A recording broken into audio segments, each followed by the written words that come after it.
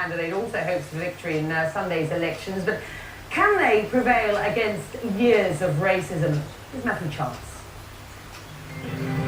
Joachim Creamer is on the campaign trail, pressing the flesh and meeting the voters.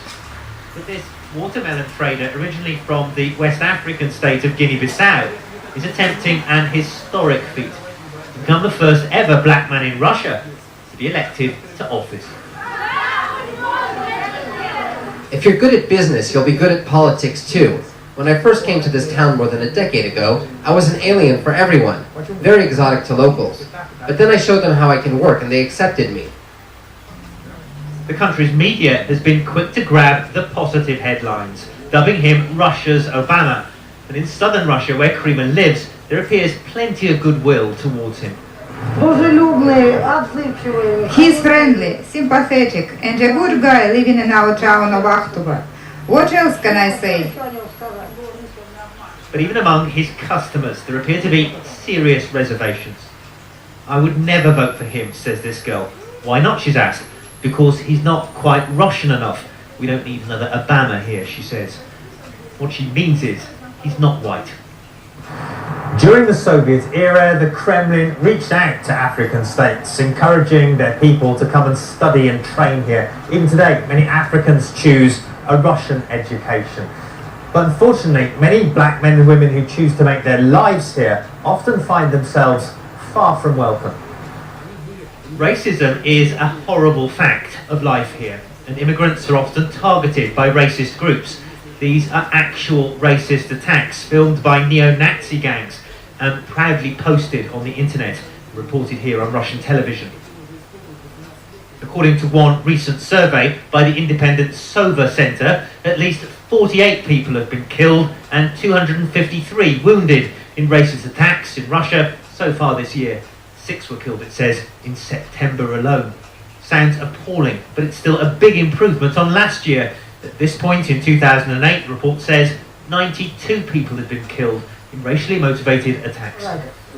It all underlines the difficulties Joachim Creamer's bid for political office in this country is likely to face. He may be Russia's Obama, but this is not the United States.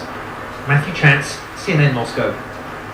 Well, we heard Matthew talk about racist attacks in Russia and the difficulties that minorities face there. Let's get some more on this now. I'm joined by Sarah Mendelsohn in Washington. She's a senior fellow with the Russia and Eurasia program at the Center for Strategic and International Studies. And on a Friday night, we welcome you to the show. Let me quote back what just somebody in that report said, in Matt's report, Sarah. He's not quite Russian enough. Does that sort of comment surprise you? No, it doesn't surprise me. Unfortunately, you hear it, and it's not just really only about people of different skin color.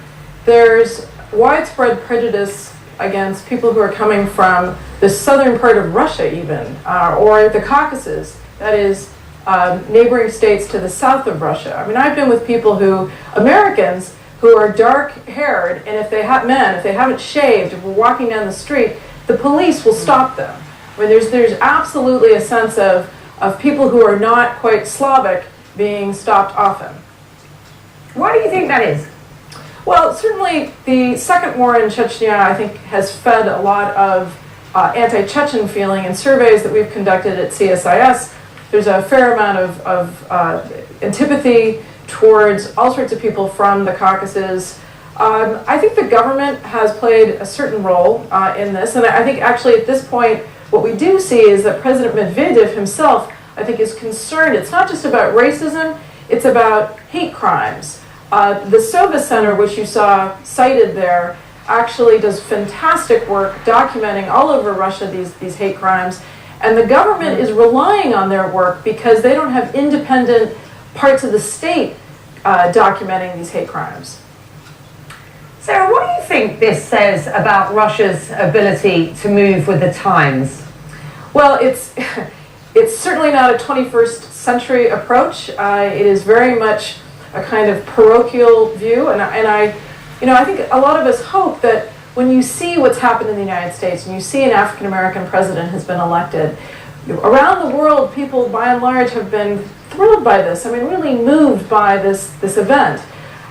In Russia, it's not clear what the response is.